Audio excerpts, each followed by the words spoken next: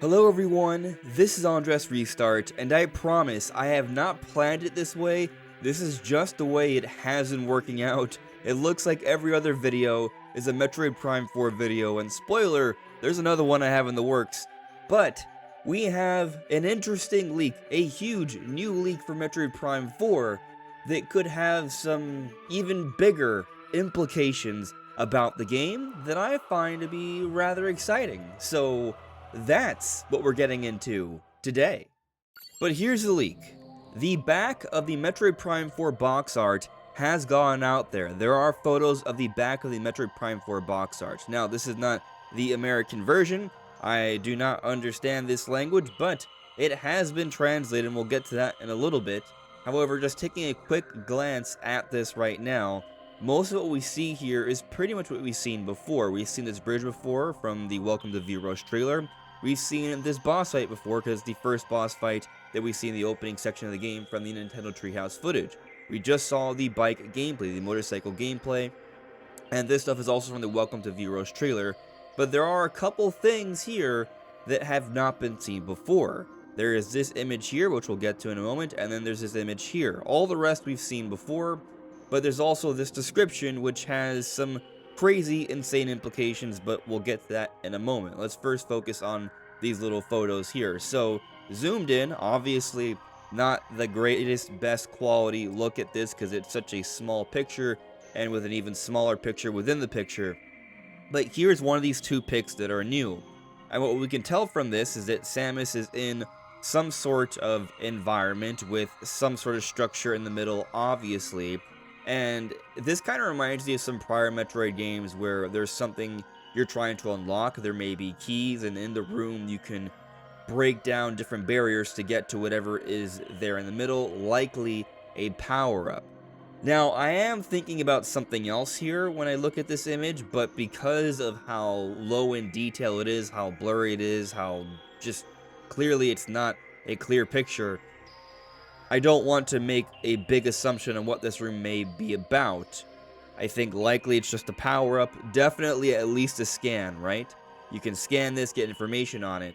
But looking around the room, from what I can see, again, it's been greatly obscured, but it almost looks like there are different portals or holes around the room.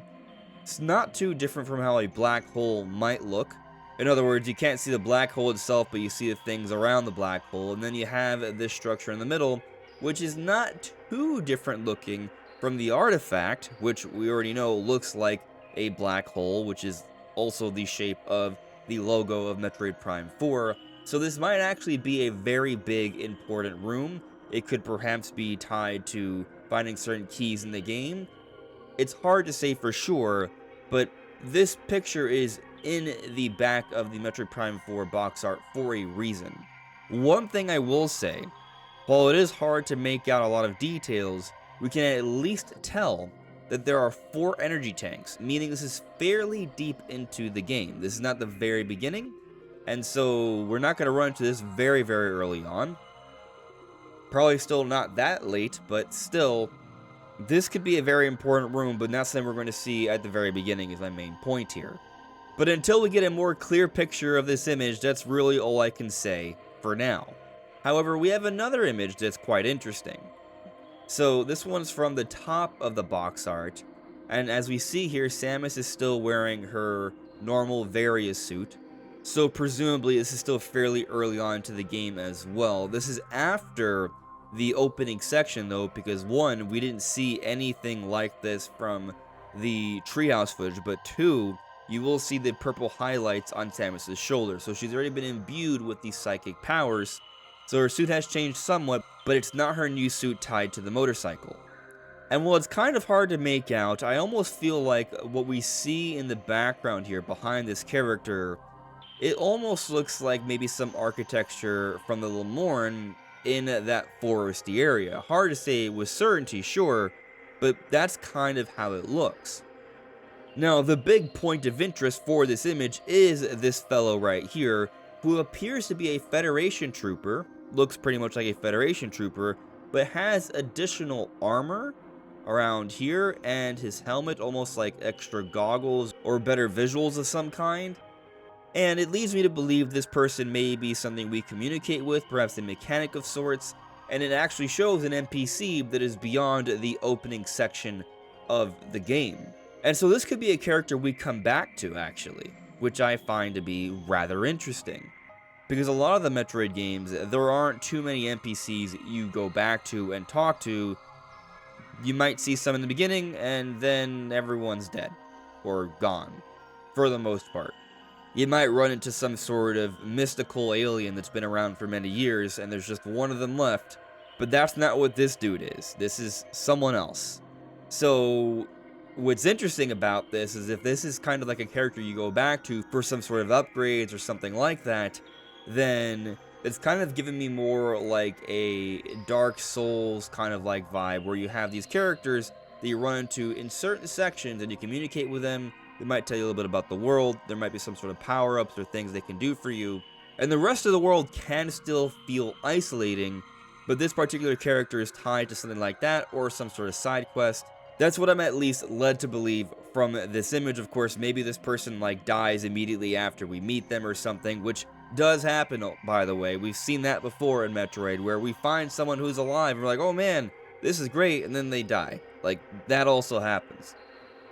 But I'm leaning in the direction of this being a character that just kind of sticks around because it's not a normal Federation trooper. There's something about them that's different, which leads me to believe there might be a mechanic of some kind, or they have some sort of extra ability or role. This appears to be beyond the opening segment of the game, on Vuros after all the mayhem, and we've already seen that Metroid Prime 4 has that open desert area, which is certainly supporting the idea this is a bigger, grander game with more to do, more to explore.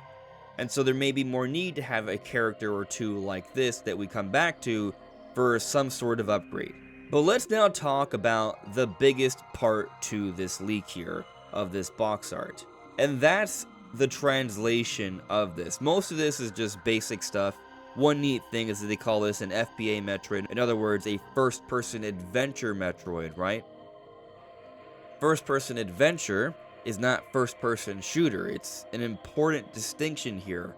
Metroid Prime 4, or just Metroid games in general, are adventure titles. The Metroid Prime games are adventure titles in first person, and yes, you can shoot and aim around, but they are not considered first-person shooters. That's not the focus. The focus is adventure, exploration, solving puzzles, figuring out the many secrets of the world, diving into the story and the lore, with some pretty cool combat, a lot of which having to do with shooting. But on to the translation. So this is the best translation I've seen so far. With the hopes vested in you and your new powers, return home from an unknown planet, having been transported across space and time to the unknown planet Vuros. Samus Aran must carve a path with her newfound powers in order to return to her original world. So a lot of people have seen this and are now, just now starting to talk about time travel being in Metroid Prime 4. And I certainly agree with this. They're talking about traveling across space and time here, assuming this translation is correct. Which, you know, please keep in mind, translations, there could be some room for inaccuracy or misinterpretation. But we've been talking about time travel being in Metroid Prime 4 before we saw any gameplay for this game. Why? Because the series producer, Kensuke Tanabe, talked about wanting to put time travel into the next Metroid Prime game many years ago. Actually, this article from Go Nintendo points it out. Metroid Prime series producer Kensuke Tanabe, in a Eurogamer interview 10 years ago, said that he would like to focus on the timeline and being able to change that. And so there actually have been a variety of signs that time travel may be a factor here. Firstly, while this interview was from many years ago, there are other elements of that interview that have proven to be true. Tanabe also talked about wanting to make a Metroid Prime game where the focus was on the relationship between Samus and Sylux. And what have we learned about Metroid Prime 4? Sylux is a significant character in this game. Not only do we have multiple run-ins with him, where there's some pretty significant, pretty expensive looking cutscenes, but also they literally have made a Sylux amiibo for this game. So clearly this is an important character to the story. So that part of what Tanabe talked about wanting to do for the next Metroid Prime game has proven totally true. which then has us wondering, in that same interview with Eurogamer, he talked about wanting to do something with time travel for the series. And he talked about how the light and dark worlds for Metroid Prime 2 proved to be very difficult for a large part of the fan base. So maybe he was thinking about how time travel could perhaps be a better way to handle this idea of having two worlds to sort of handle here. Now, with this in mind, let's look at what we've seen about Metroid Prime 4 so far. The game opens up talking about when it takes place in the timeline, 20x9. The other Metroid Prime games, their introductions do not tell you the date. Now, we do know about certain dates, but it's not talked about in the opening section of the game, which I find interesting because it's clearly emphasizing the time in which this is taking place, this initial battle. But then, we have this big flash from this artifact that's shaped like a black hole that's also the shape of the logo of the game, and we're teleported elsewhere. For those that don't know about the theories behind black holes, the idea behind a black hole, one of a few theories that's out there. It may be the opening to a portal, so you go through the black hole, there's then a wormhole, the tunnel, and you come out a white hole. Basically, just a portal, right? But the idea of this is that it's not necessarily just taking you across space, but perhaps also time. And so we're sent to Vuros. We do not know where Vuros is. It might even be the same planet, just at a very, very different time. This is possible. It also might just be an entirely different location, but also still possibly a different time, given that the back of the box art suggests across both space and time. But another interesting indicator of perhaps some time travel here is that there is this vast desert that is kind of like the middle area, the Hyrule field, if you will, for Metroid Prime 4, it appears. And so what's interesting about this is that deserts come with an implication of a history. Deserts need to be formed somehow, and it's not always the case, but oftentimes the deserts are what used to be oceans. And we already see from the desert gameplay that there are some structures that have been overrun, that have been around for a while, it looks like. Perhaps they've been around for many, many years. Perhaps some time travel will be involved here. What if you can go back and forth between two different times? And in one time, it's just a vast desert, but in another, maybe it's like a giant ocean or a giant city that's been destroyed by some sort of giant cataclysm, maybe like a giant tsunami that then destroys everything and creates an ocean, thus creating a desert. And that's what we find here in this current time of where Samus is exploring Vuros. That's just a potential idea here, but I find it fascinating to think about this because when Tanabe did talk about this time travel idea, he was relating it to Metroid Prime 2 that had the light and dark worlds, where it's essentially just exploring the same world but from a different dimension, and so there would be differences. And I also brought up Hyrule Field earlier. Going back to Ocarina of Time also had a similar mechanic that literally had to do with time travel, where you would traverse the same world but at two different times. So one thing they could do to really expand on the scope of Metroid Prime 4 and how much you could do is this taking place between two different times, some time travel being involved, and so they can take the same environments and change them around dramatically, leading to a lot more to explore. And so that desert region may not always be a desert region throughout the adventure of Metroid Prime 4. Now, something I want to say here, I'm just kind of touching on some ideas in terms of how time travel might work in this game. I think it should be considered that even if the story of the game suggests some level of traversal through time, it might just be that we go back in time and we're not jumping back and forth. And so it might just be more of a story thing. But the Kensuke Tanabe interview that has proven to have aged really well, that the time travel stuff would be relating to the gameplay as well. And so if that ends up being the case, and we'll see, right? Nintendo still has yet to dive into the full big marketing push for Metroid Prime 4. We're seeing little things, but given that the game's not coming out till December, it looks like they won't be doing their big push until late October, early November. That's when we see the art book and the amiibo starting to come out. And so maybe then we start to see more, but it looks like Prime 4 could have several big selling points.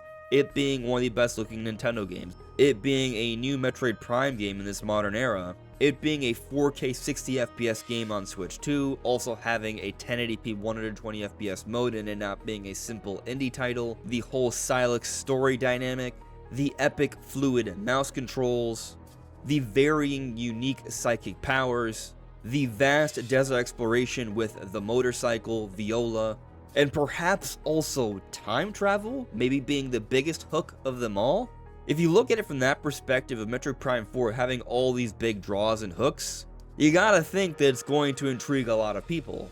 As we've been talking about lately, it looks like the conversation around Metroid Prime 4 has been growing. It's been selling out in different places, being a bestseller. Nintendo is pushing it on the eShop. Something's going on here. The hype is building for Metroid Prime 4, and this latest leak could prove to be very exciting. But what do you all think? Let me know in the comments below. This is AndresRestart. Thank you so much for listening and watching, and I will see you all really soon. Take care. Bye.